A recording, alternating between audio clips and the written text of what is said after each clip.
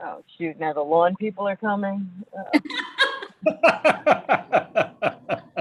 That's what you have to love about Zoom. In the age of COVID. So I'm sitting in my car at work just because I thought it'd be quiet. Right. You know, It says meeting is now streaming live. Okay. I make a motion that we open the meeting. Let's Yep. see. Rob, are we okay to go? All set now. Second. Thank you, Rob.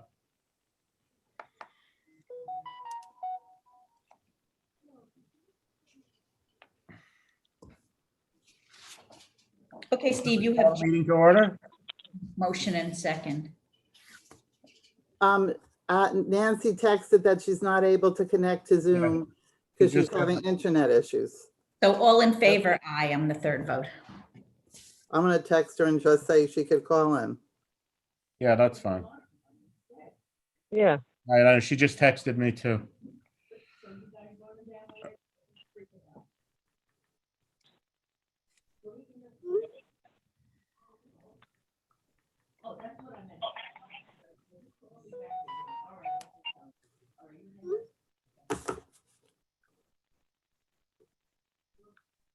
All right.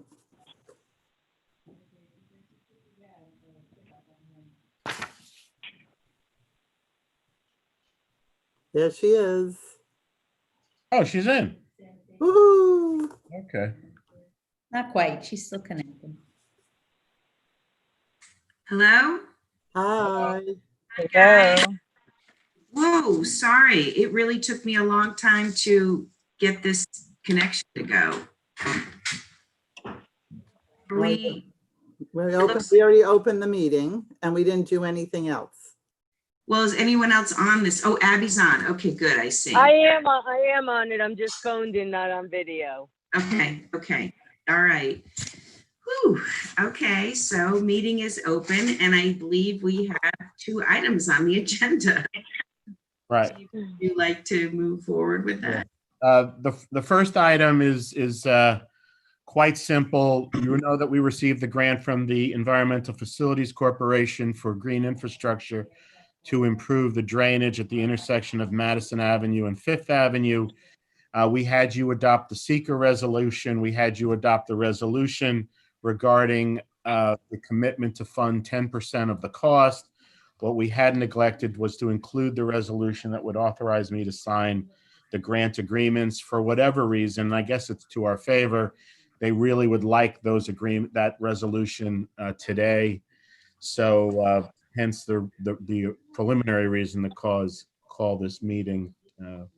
So I've used the format that the EFC has recommended for the resolution that is in my memorandum.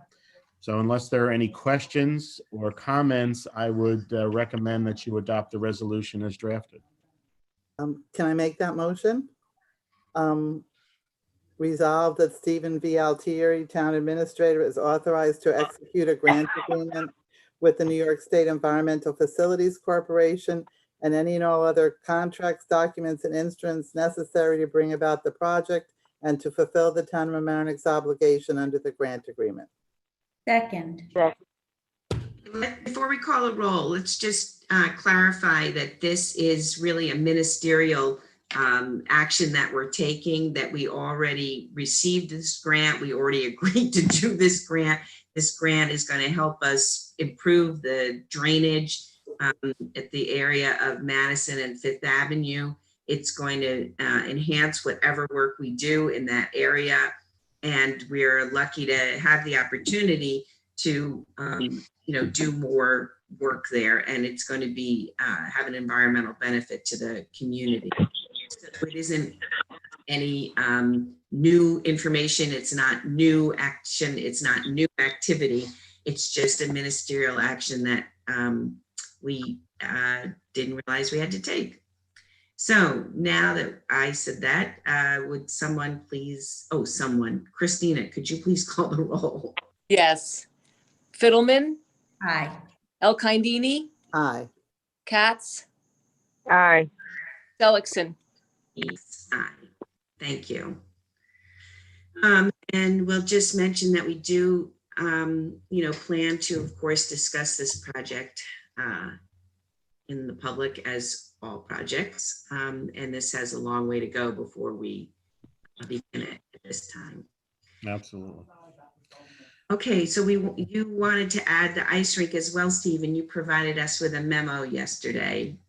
Correct. So as you know from my memorandum, we've had an unexpected failure of the refrigeration system at the Homix ice rink. The culprit seems to be a component known as a chiller barrel, which is the component that removes the heat from the glycol and allows it to circulate back into the ice sheet and freeze the water.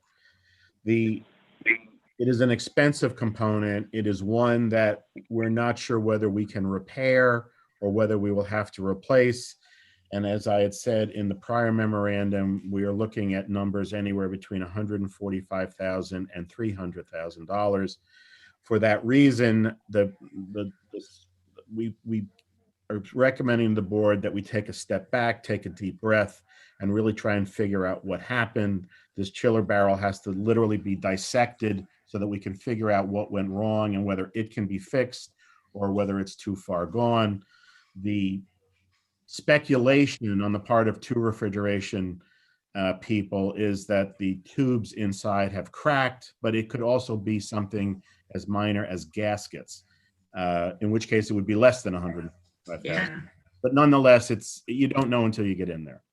In the meantime, we had discussed opening the ice rink on a rental basis. Even before the component broke down, the decision was that trying to run public sessions would just be impossible in this COVID environment. And so we had decided to move to a rental mode instead. Obviously, one of our biggest renters, other than the high school, is the Mamaroneck Youth Hockey Association.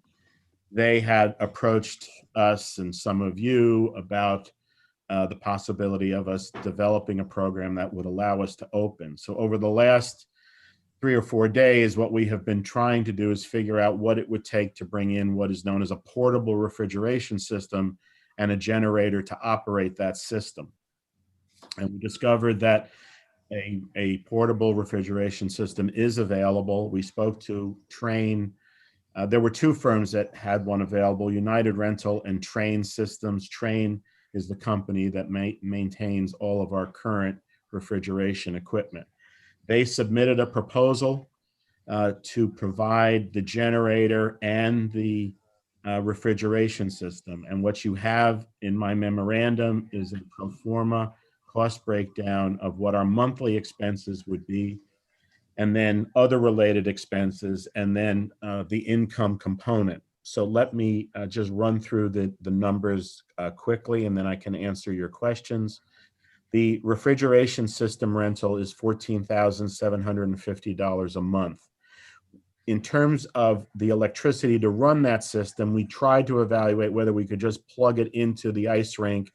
And because of the different voltage requirements between the portable refrigeration system and the rink, that was not possible. We even explored plugging it into the school system because they do have the same voltage that the portable system has. But it was an incredible amount of cabling and wiring, and there is a tendency at times to lose voltage if electricity travels over a great distance. There was also, how were we going to protect all of this cabling? Where was it going to run? Was it going to be on the ground? It was just a series of very difficult logistics. So the generator rental is $18,216. It is a 500 kV generator. It is essentially the size of a tractor trailer. We explored 2 other sources for a generator. One was the county. We actually asked the county if they had one lying around, and they didn't.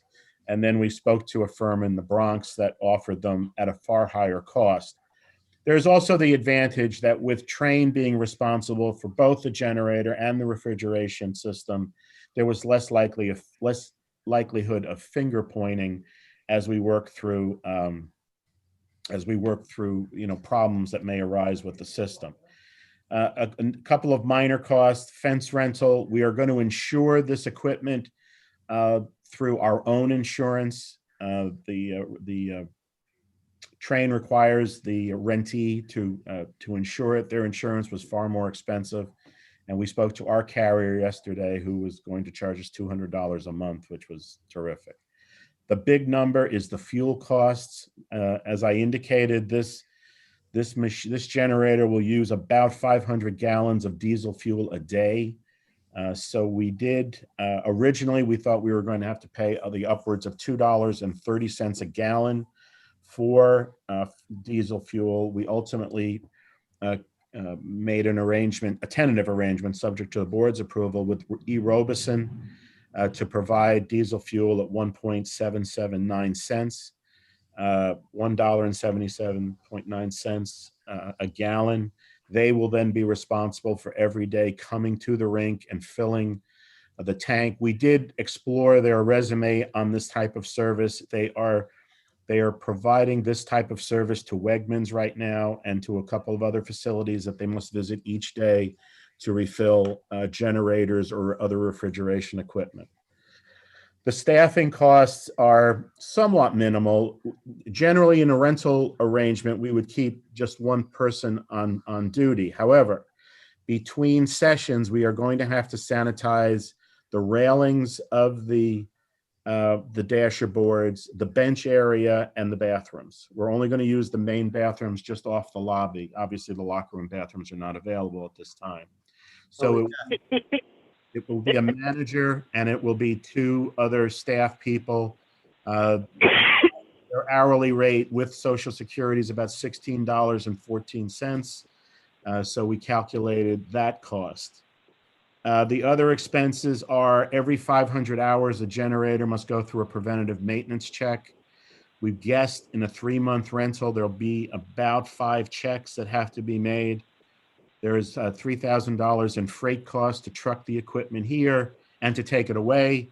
And then to commission and decommission the system is $14,285. So the total cost. 14,000. I'm sorry? Never mind.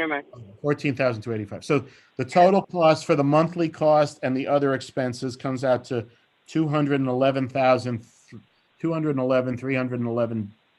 Hello, $211,311.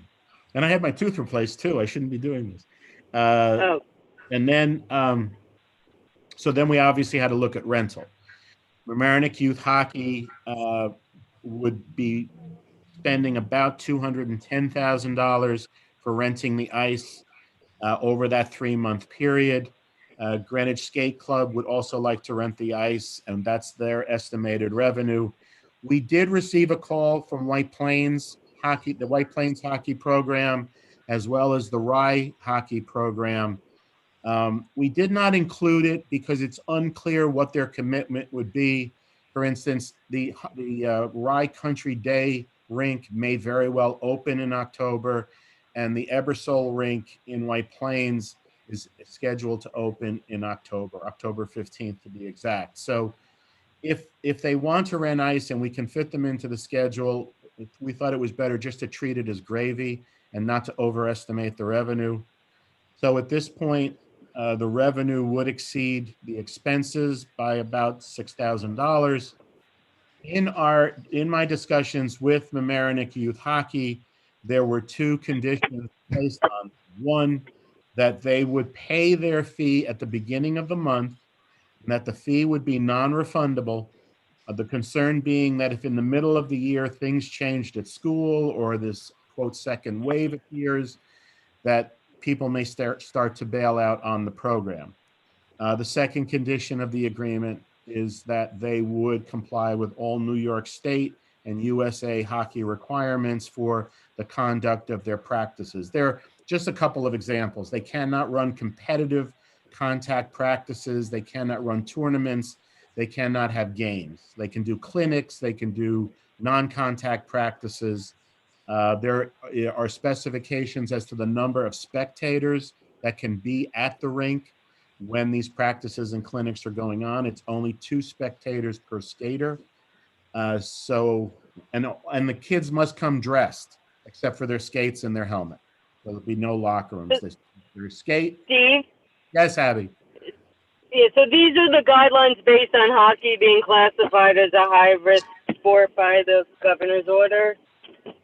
Yeah, it's a high-risk sport, but he's allowing it with these conditions. So the Right. state, New York State Hockey Association and USA Hockey have coordinated with the state health department to come up with these conditions. Okay. Uh, so, uh, so let me go to some of the details of the agreement. It is a month-to-month agreement, and we can actually cancel the agreement on 1 week's notice. So I have to wordsmith it with Bill, but what Brendan and I talked about, if Brendan, for instance, was losing all of his kids, and we can cancel and not have to pay all of the rent, then there would be a provision for a discussion of a return of revenue. If we can't, though, his first obligation is to pay the full amount. And that was very critical in making this decision, in part because there are other rink expenses that we're going to incur even without opening the ice rink. For instance, there's a debt service that has to be paid. We are going to negotiate with Train a credit on the service contract for the existing refrigeration system. If you notice in my pro forma, I took a $5,000 credit on electricity. That's because we will not be running our refrigeration system. So we credited ourselves so that the number was as realistic as possible. I have a question on the numbers though. Okay. It looks like the monthly expense is about $180,000 a month. No. 59,000 a month. If you multiply it by 3 months, it's 179,000. Oh, thank you. That's where I was. Yeah. Thank you. Okay. Hey, And then Steve, the one-time expenses are about 32,000. Correct. Okay. Well, actually, it was so hard to figure out how to lay this out for everybody to understand it.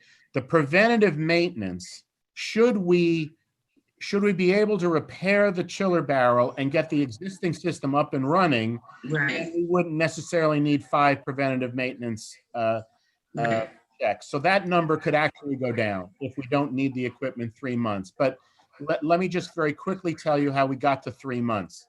The repair could take a minimum of 8 to 9 weeks. That's after its diagnosis. If we have to replace the chiller barrel, it could take up to 15 to 16 weeks to get a new chiller barrel.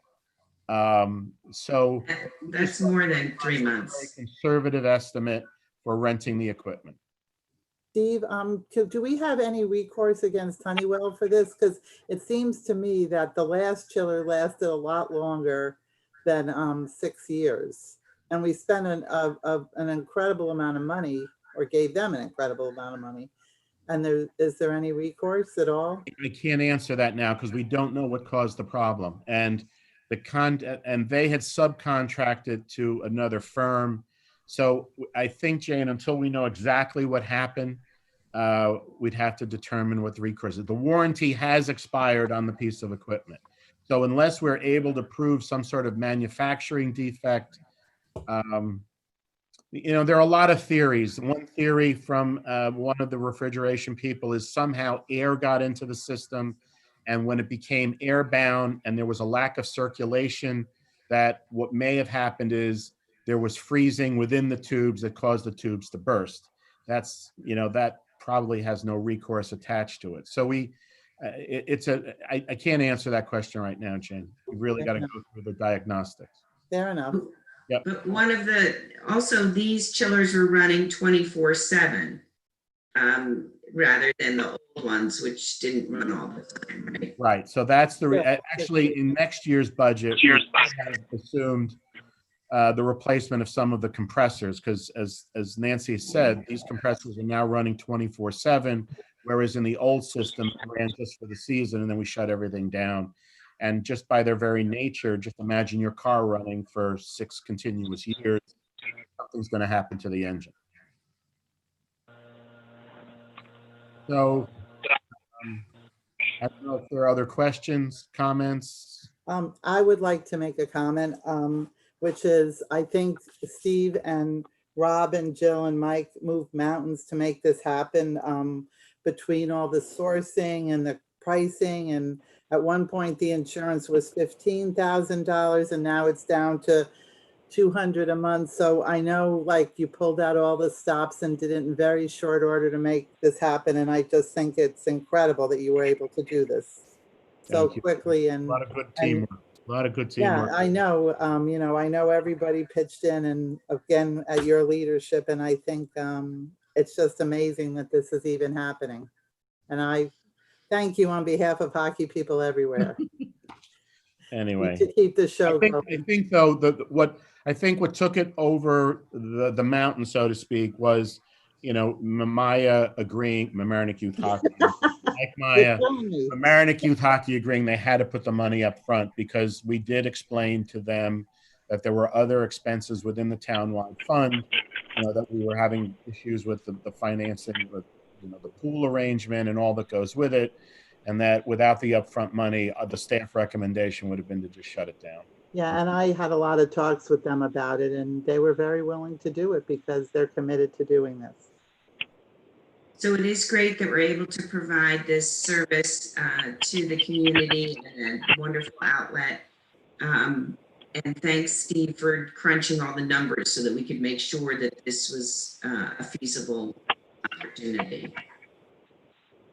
So if there are no other questions or comments, what I would request is a resolution authorizing me to sign the agreement with Train Rental Services for the rental of a 500 kV generator and a 200-ton air-cooled chiller package to make ice.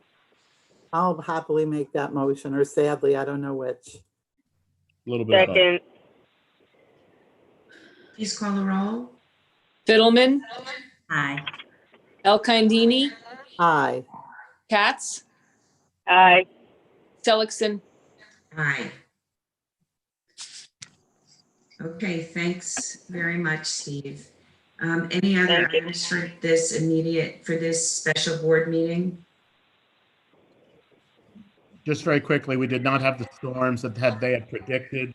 Yeah. So we survived with just a lot of rain for a little while and a little bit of wind, but otherwise we had no other issues. And then we're planning for tomorrow night, we may see storms again, but I think that's the tail end of Hurricane Laura.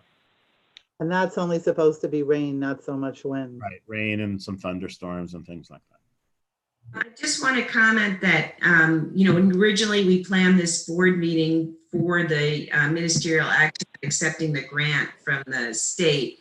And then when the ice rink situation became more dire and more clear, we realized that we needed to act fast because in order to move forward and get the ice sheet up and running, we had to do it as soon as possible. So that's why this was added to this special board meeting. It was the timing of the pressure of the timing to try and get the ice rink up. So I just wanted to explain that where normally this kind of thing would be in a regular town board meeting. Right, the target date, by the way, is to open by September 15th. We need 12 days to make ice and about 4 days to set up the equipment. And hopefully Okay, I gotta run. Is that everything?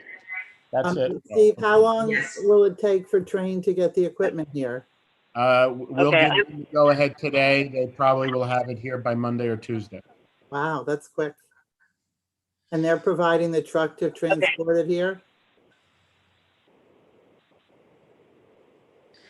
Okay, what, anything else? Anyone like to make a motion to close the meeting? So moved. Second. Second, All those in favor? Aye. aye. Okay, our next board meeting is September 9th.